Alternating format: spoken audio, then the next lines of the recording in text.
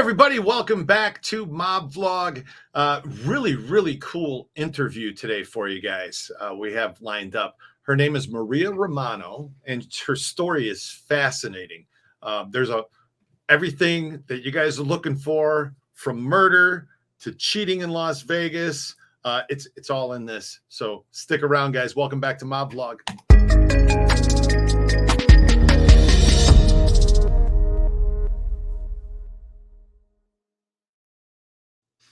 Maria, welcome to Mob Vlog. How are you today?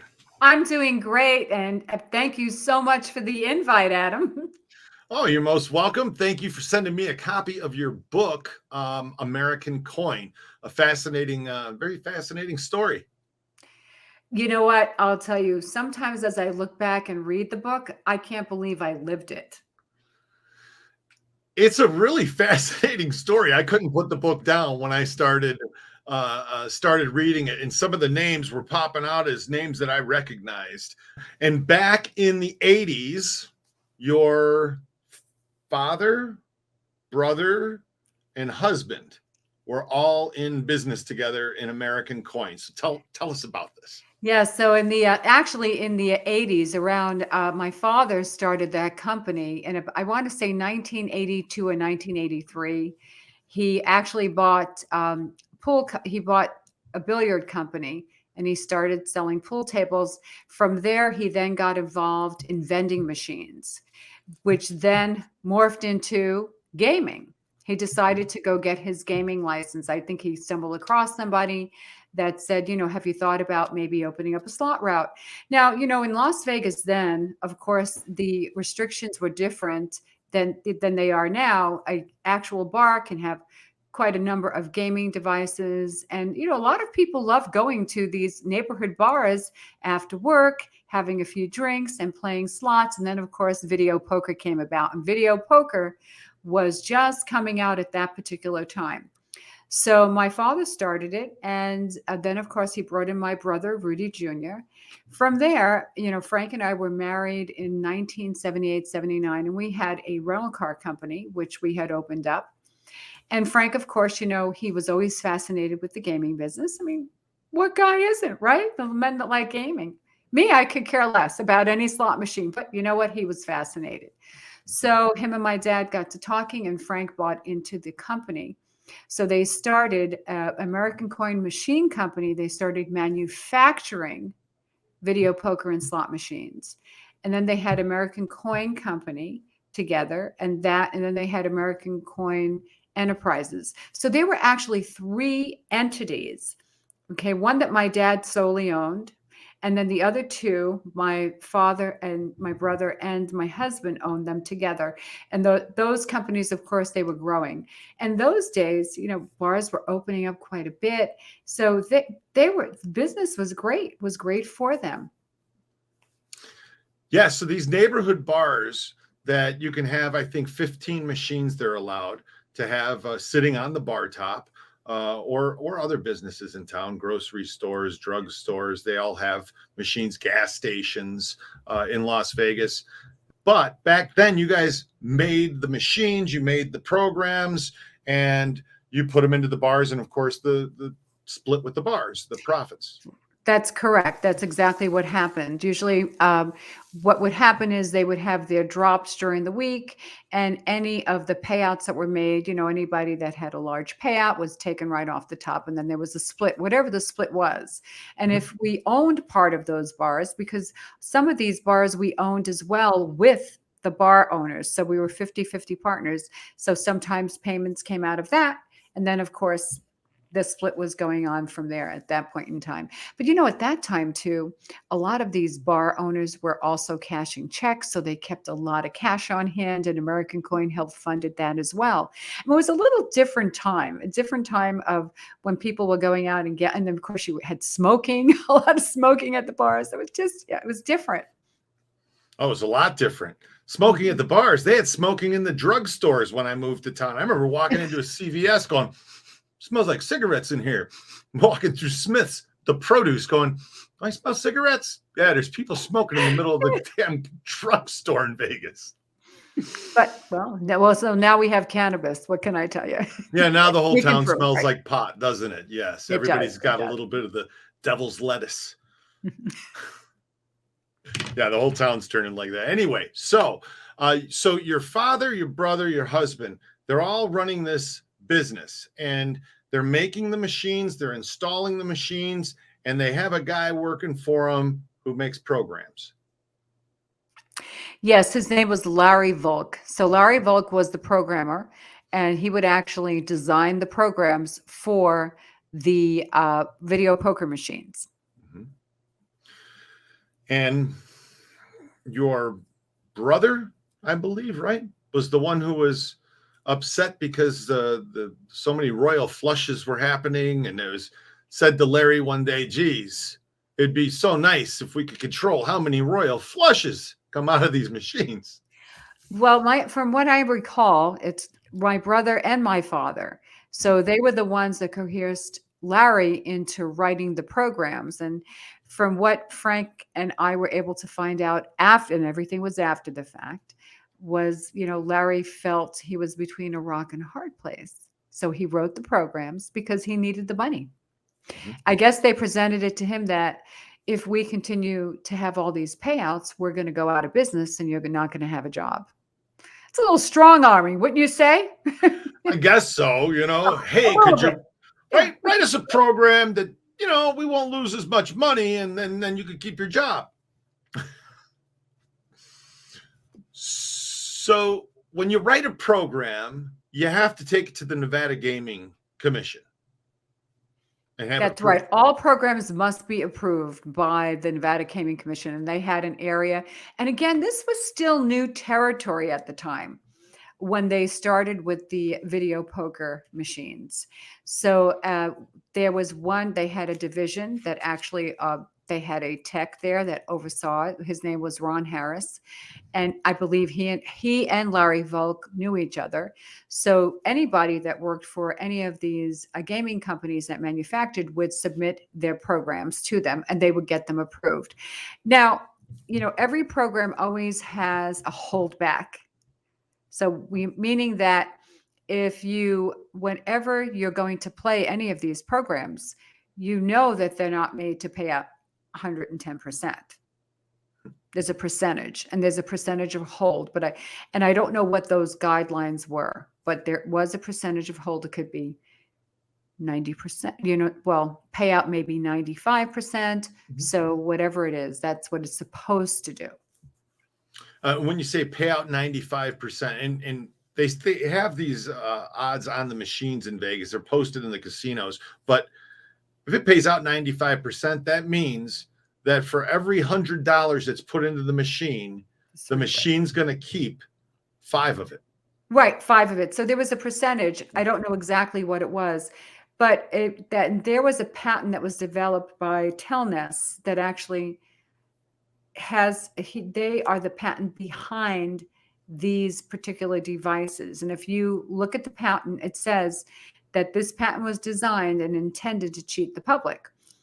Because let's face it, these games aren't going to pay you out a lot more. We wouldn't have what we have here in Las Vegas. Well, it's the Nevada Gaming Commission, not the Nevada Gambling Commission. If you called it the Gambling Commission, that would insinuate you actually had a chance of winning.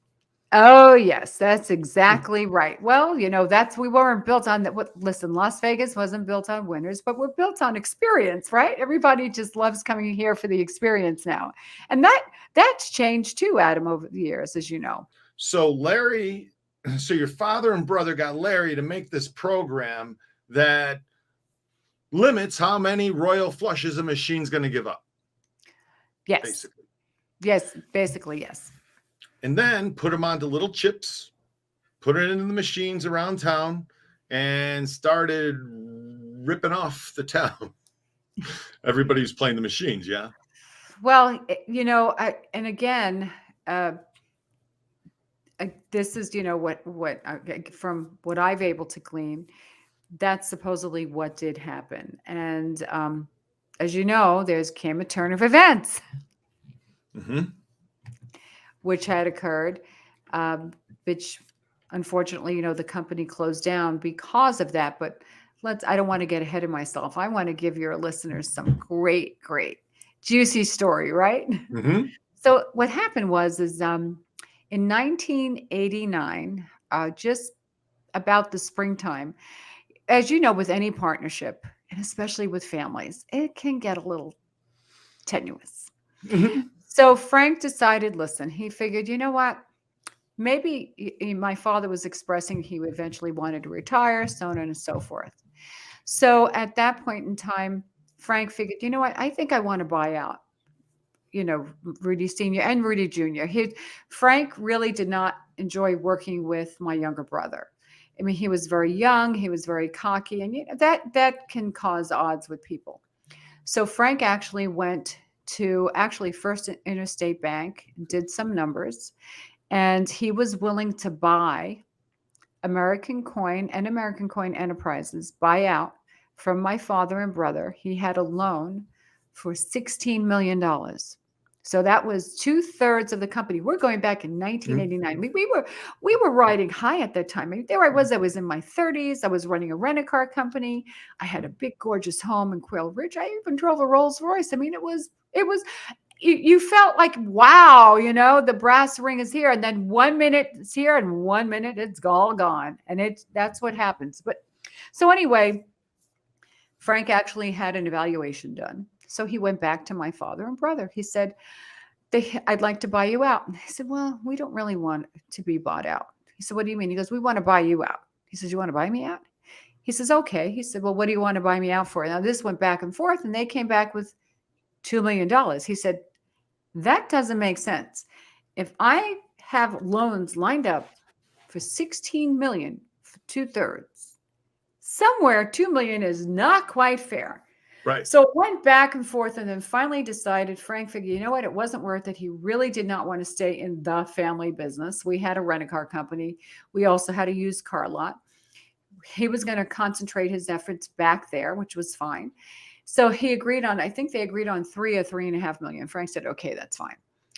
Well, he was getting the papers ready. And then my father and brother said, we want to wait for a while. He goes, why do you want to wait? He said, we had somebody come by that knocked on our door. He's a valet parker for Palace Station, and he also works for the Fertittas. And he said he handed them a cassette tape, because what he also does on the side for them is he records cell phone conversations. So this conversation came about, and Rudy Sr. and Rudy Jr. had Frank listen to it. So basically the conversation was between two individuals that were talking about American Coin. And from Frank's perspective, that one individual was somebody that worked on the gaming control board, Jerry Cunningham, and the other individual was Robert Horn, who worked for United Coin. And they were using language like these SOBs. We want to take them down. We want to set up a sting operation. Isn't there enough money in the state to set up where they can go in and say, we want to buy a bar. We want you to help us. We know that those son of a bitches are cheating. And my father and brother got concerned. They said, we want to wait until after. We're just concerned about this. Then a few days later, Larry Volk comes in and says, Ron Harris called him from the Gaming Control Board and wants to talk about the programs that were submitted. So Frank said, well, sure, why? What's the big deal? And he didn't know what was happening. So Frank and I went on our merry way. We were on our way to Dana Point. We were going away for vacation for a few days because we were buying another rent-a-car company, going on the airport. We figured, okay, we're going to take our money from this. We're going to just expand the rent-a-car. Life is good. Well, we get to Dana Point, and we get a hotel room, and my manager calls and says, Maria, I need to speak to Frank. I said, sure, Michelle. What's going on? She goes, I need to speak to Frank. She says, Frank, gaming control board's here, and they're shutting down our slot machines. We had slot machines in our car rental company. Remember, we were Really? like, yeah, we did. People would come in and play them. Oh, yeah, it was Really? cool. Really, think about that. It's kind of cool. Yeah. Well, look, I thought it was crazy in the grocery stores, the drug stores, and the gas stations. When I got it, was like, are they at the library too? Not yet. No, not Not yet. So that's when Frank said, "What do you mean?" So he called over to our attorney, and then all of a sudden he started getting phone calls from bar owners. They had just come in and they just started, and this is a Friday night where they're paying out. People are coming in and cashing checks. And what are they doing? They're gambling. And all of a sudden, our locations, we had 1,200, they were shut down within a matter of a day or two. So Frank and I had to scurry back at there. And that's when everything just started to blow up.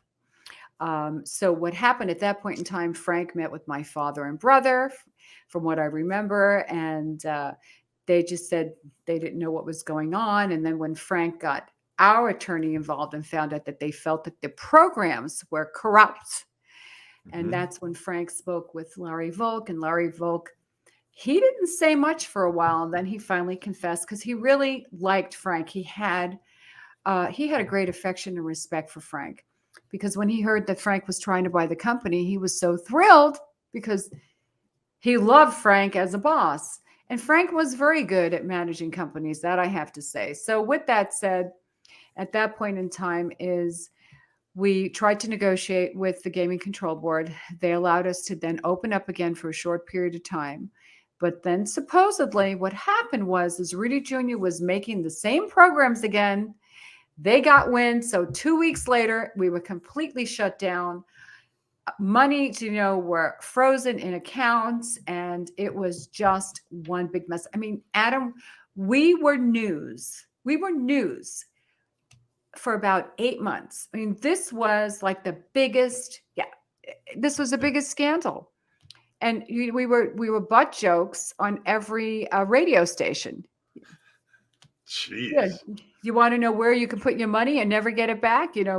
Oh yeah. Invested right in American. So it was just an interesting. It was really, that was so crushing. I'll never forget that day. I was sitting in the attorney's office, and Frank called me to come down, and I was doing something with a rent-a-car, and I figured maybe eventually things would level out. You just kind of hope people would and they wouldn't even give Frank the opportunity, because he was a third partner, to run the company without, because they assumed you're all guilty at that point in time. Yeah. There was no such thing as going through a trial and basically getting to share your side of the story. That doesn't happen with gaming. So it was like a crushing blow. And what happened, because of what happened, my father and brother, their families, they decided to just leave. They left. They fled. Like, wow is right. And my father said to Frank, "You should think about leaving." Frank said, "I can't leave." He said, "I've got other businesses. I've got obligations. I got my reputation." Mm-hmm. So at that point in time, they left. We stayed.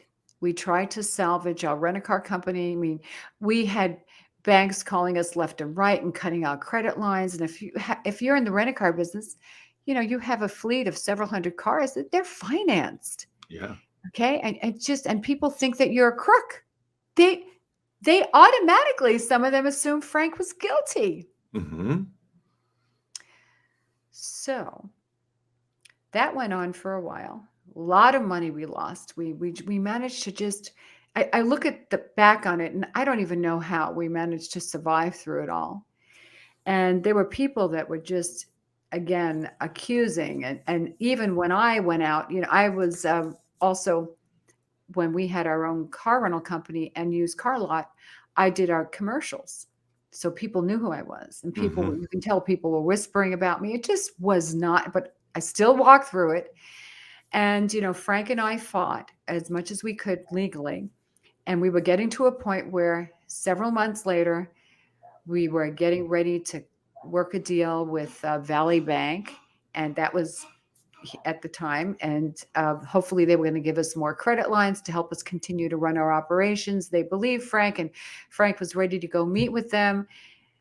And the meeting was October 2nd, 1990. On October 1st, the programmer who actually helped develop the programs, who still remained in Las Vegas, was killed. He was killed. Again, this culmination of events was like unbelievable. So here's Frank ready to go to the bank. Who's ready to get some more credit lines. Boom. Right away, everyone thought Frank did it. So Larry, the programmer, walks out of his house, gets in his car in his driveway, turns the ignition, and kaboom. Boom. Right. So let me back up. Let me unpack this a little bit. Larry Volk went away a few weeks before then to Hawaii with his wife. And I believe they were gone and somebody bombed the front of his trailer home. He was out of town. Larry called Frank because Larry, he relied on Frank. I mean, Frank helped finance his car. So he was looking to Frank. He called Frank and said, my house was bombed. We don't know what happened. And ATF, of course, whenever you have explosives, ATF gets involved. Mm-hmm. So they came out and spoke to Frank, and Frank helped him get their, whatever it was, the house back in order, so on and so forth. So then when this occurred 2 weeks, 3 weeks later, okay, maybe that was a warning. Who knows? Because what was happening is Gaming Control Board, we were getting ready to, we wanted to have our case heard. And we were going to have Larry Volk, of course, testify that Frank was not involved and that the LaVecchias actually coerced him into doing what he did. So the news was alluding, again, we were headlines, and you know what the news does? They like to sensationalize. They were saying things like the 3 owners could wind up going to jail. The FBI might be getting involved in the FBI. The only way the FBI, they never even got involved. ATF got involved because of the bombing, but the FBI never did. But again, people allude to the fact as well. So it was a big blow. I mean, just a big, big blow on that. And Frank had to, again, try to, it was like crawling out of a manhole, that every time you got to the top, the lid would shut because people thought he was the one that killed Larry Volk. Wow. I mean, his widow, Larry Volk's wife at the time, she was alive, called Frank and said, "Oh my God, Frank, they killed him. They killed him." Frank was at the car lot, and he went over there. And then, of course, ATF came out and everything. So they kept, Frank had to undergo a lie detector test. And it wasn't him. Well, we know it wasn't him. But this went on for quite a while. And it took them quite a while before they ever really pursued who killed Larry Volk. And we went to trial. We took my father and brother to trial. We took him to trial in bankruptcy court. We won. The judge ruled in our favor and said that what they did as partners was wrong. And that was tough because I had to be in court as well. But and through all that, they were still looking, quote, for Larry. They really weren't looking that hard for Larry Volk's killer, because this whole particular episode, this incident had happened. Gaming wanted to hide it under the rug. I mean, this was a black mark. You have to remember, New Jersey was opening up. Okay, so they thought that New Jersey was going to be big competition. Okay, you had the Mirage opening up, which really changed the whole complexion of the strip. They did not want this incident really to surface. So when you look back on this, you wonder who really initiated this, and why did that gentleman who I don't know who he is, that worked for the Fertittas, gave that recording to my brother and my father, and like Frank always kept it. So I have it in my possession. Mm-hmm.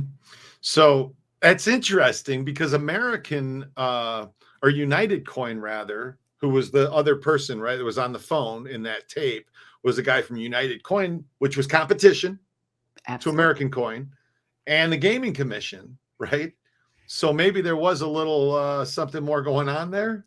Maybe what you A little think? bit of your show is about the mob, but we think of the mob as unscrupulous. Well, they can be very well white collars for all we know. I mean, I even had death threats from my father sent me letters because he didn't want, because of what happened, he didn't want Frank testifying and or Larry Volk. And I think that's why they killed. Yes, I even had to watch out and to watch out for my little girl. So believe me, that's from your father is something you never want to receive. Yeah. A death threat? No, no, a death threat from your Yeah. Letter. father? Letter. Yeah. Hmm. Your father My father. saying Yes. to you, "Hey, don't Yeah. don't don't Yeah. talk. Some bad things could happen."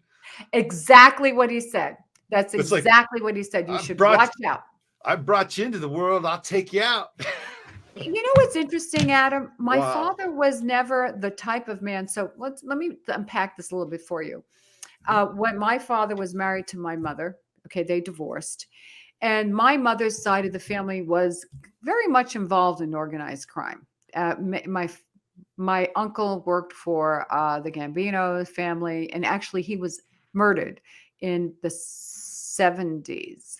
It was a big scandal in New York City, Salvatore Fresconi. But they ran dry cleaners, where they ran the numbers then, things like. But that was a long, long time ago. When my mother and father married, my father and his father, they had a construction company, masonry, which was a big deal. mhm. And they also owned racehorses too, as well. They did very well. And my grandfather died. My father divorced my mother. I was young. And when as I got older, I went to live with my dad. And then he met his wife, Diane, who he was married to up until he died. And when he applied for his gaming license, the biggest thing is he says, I don't want to be associated with the Frasconis, which was my mother's side of the family.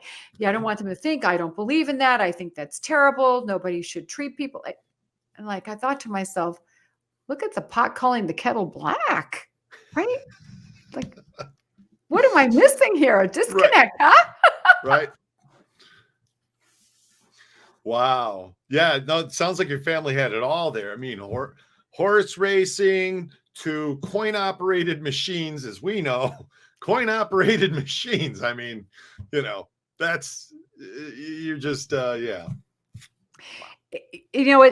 There was the book is fascinating, and Frank really spent the rest of his life really wanting to more or less redemption. And I don't know if I think writing the book was redemption for him, because what happens is once people label you, it's very difficult to take that label off.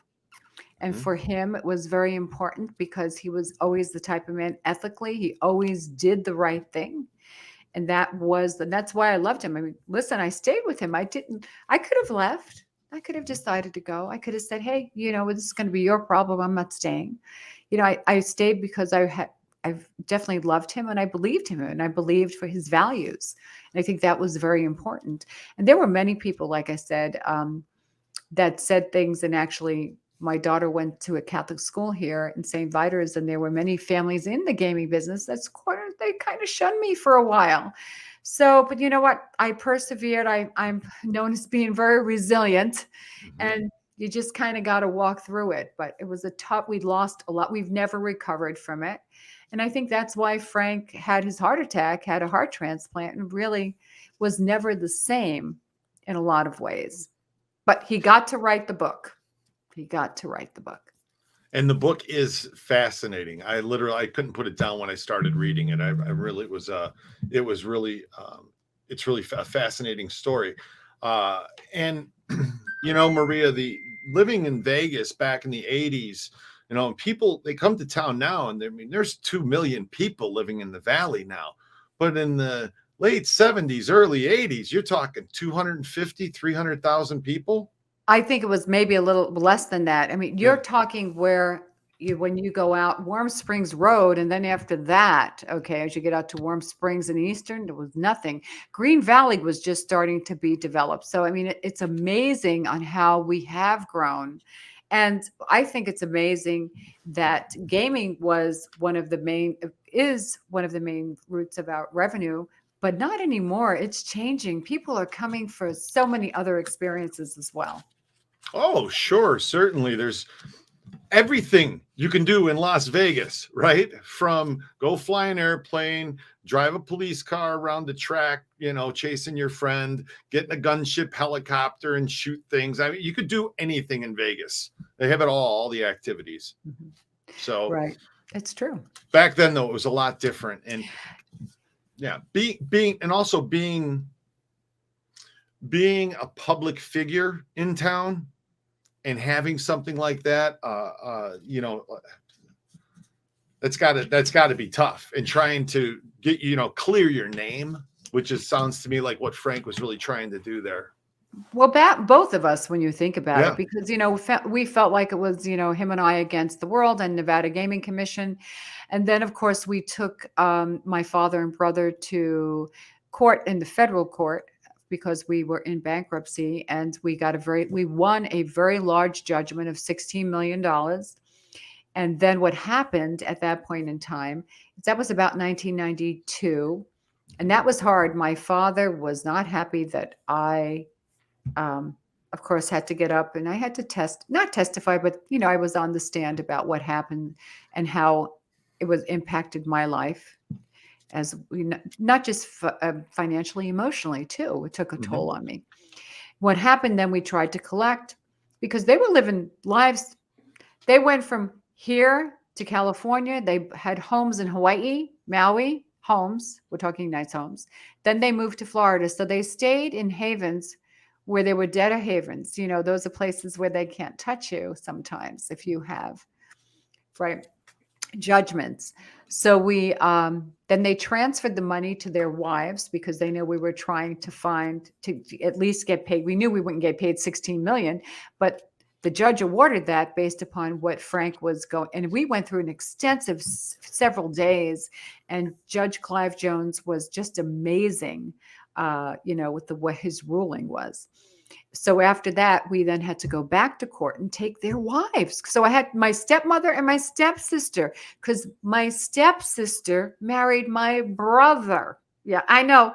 This sounds like, yeah, it was a big pill for me to swallow. Your stepsister married your brother. Yes, I know. Your It's just, stepsister married your brother. yes, it's in the book. If you go back and read it, the How book did I has miss a lot of interesting parts. I mean, if you're looking for real sensation, I couldn't make this up. I'll never forget when my husband came home to tell me, your brother is getting married to Beth. And I said, no, she's not. She's married to somebody else. He goes, no, your brother's getting married to Beth. And I looked at him like, what? Are you kidding me? Like, what? So yeah, my brother is no longer married to her. And I'm not on the best of terms with him. However, we had a conversation after Frank passed, and he divorced his wife. And he goes, that marriage was arranged. And I'm thinking, yeah, she wanted to make sure she kept the money in the family. So she had her daughter marry my brother. Oh my God. Yes. So is everybody's jaw dropping? Because if Yeah. your brother married your stepsister, that means that he married his stepsister. Because that's his stepsister too. Yeah. So his stepsister became his wife. Yeah, exactly. Woo, wow. I know. Well, and then at that point, we took them to court.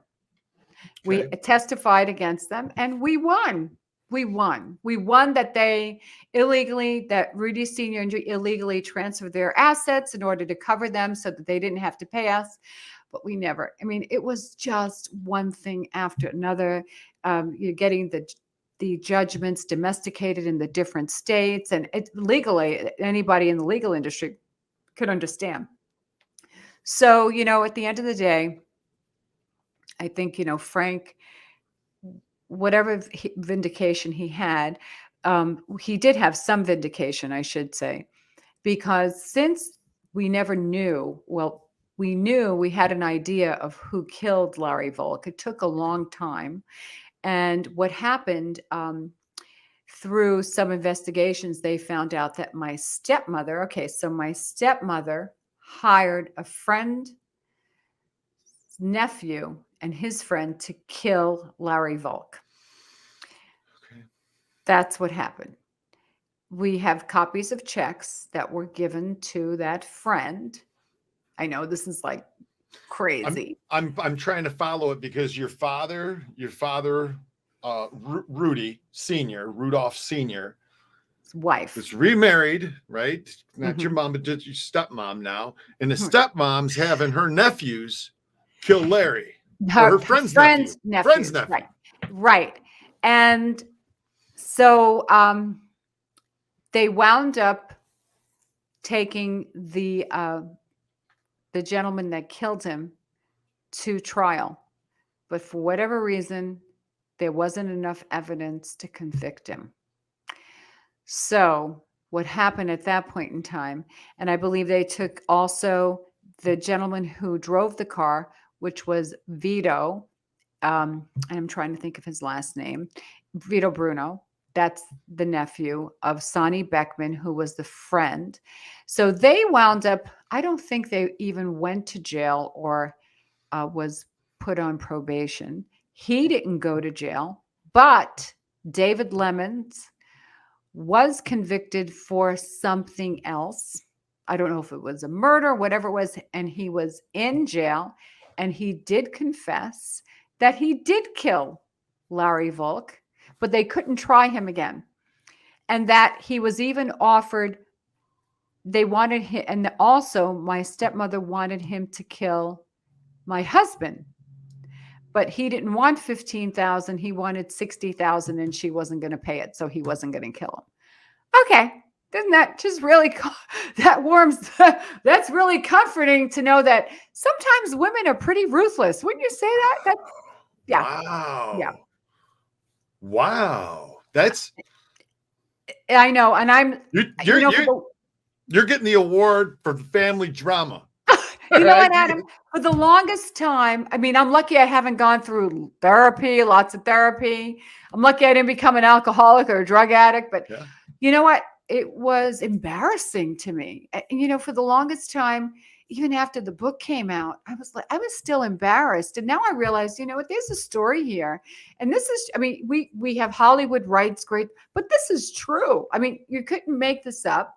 Okay. And this is not mob related. This is regular people that what happens when you make money, when you start acquiring, and how ruthless you can get.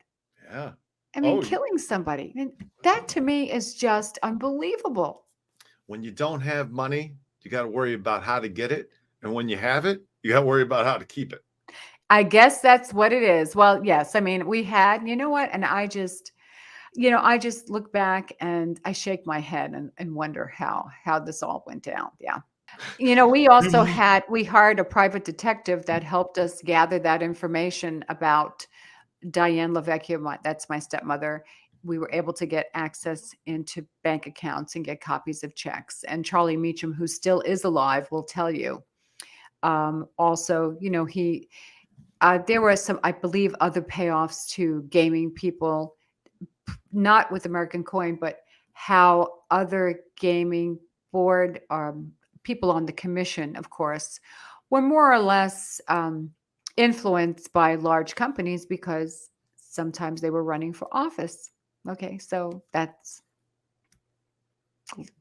we had a senator that just passed away that was just on that board. So there was a lot there that people just, people are influenced by money. And it's nice when you're able to do the right thing, but sometimes we do the wrong thing. Yeah, money can do that. Money can twist people. It can screw up families. It can screw up any relationship. Money, any relationship, literally marriages, friendships, anything. Money can screw it up. But on the level that you had, I mean, it's incredible. This is an incredible story. And the thing is, the aftermath of that, when it all fell out, when Frank and I were left here holding the bag and trying to salvage what we had. I mean, we lost our home. Our business went down to barely nothing, and it was amazing. I mean, I remember weeks where, Frank, we would just about make it. He was trying to keep the doors open, and we had enough money for food. I mean, it sounds crazy, but those are things that people don't know that I went through, that we really did without. I mean, how many times we had the electricity shut off and then we had to have it turned on. I mean, that's how bad things got. Wow. Mhm, Went from a Rolls Royce to worrying about the electricity staying on. mhm. That's wild. I mean, it's wild. So after all of the after the dust settled, after you guys were awarded, you got your day in court. You and Frank against your brother, your father, and they court awarded you the 16 million, which you said they obviously tried to hide their money in different ways. What was the outcome? I mean, what ended up happening with the two of you? Well, nothing. Very little. Let's put it that way. It was just a constant exercise. Constant. Yeah.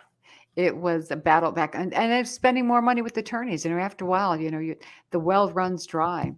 Sure. And yeah, I think that's where Frank just started writing the book. He wanted to write the story and get it out there. And it was interesting when Frank, as you know, had a heart transplant in 1997, and he was very fortunate to live almost 15 years until 2012. And when he got out, his mission was to write the book, to write the story.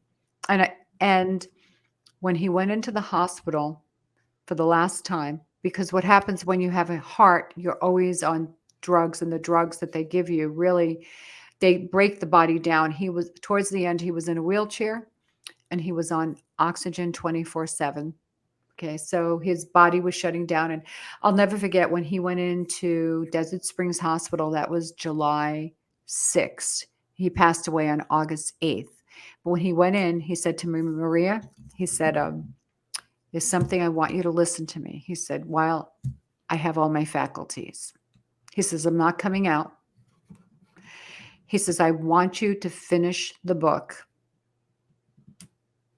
Don't worry about the kids. And if you meet someone else, the son of a bitch better love you as much as I did. That's what he promised to me. So, you know what?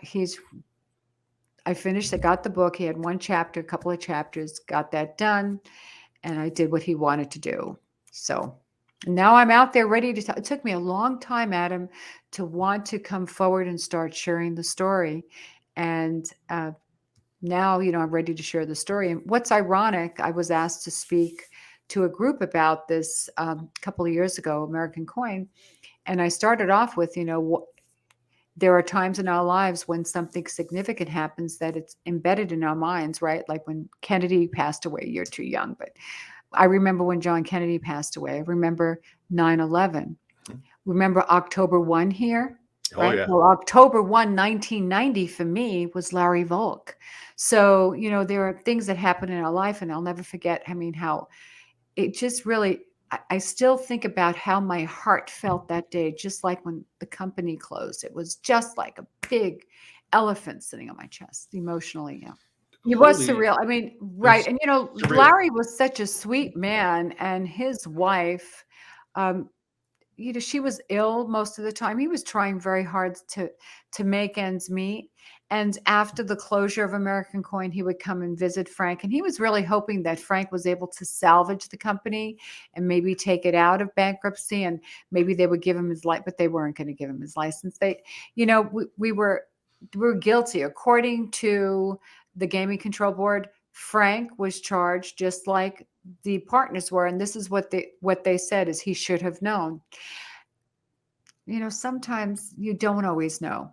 You don't Right. always know. So, because if Frank knew, Frank would have never stood up. He would have never stood for that. Wow, gaming makes their own rules.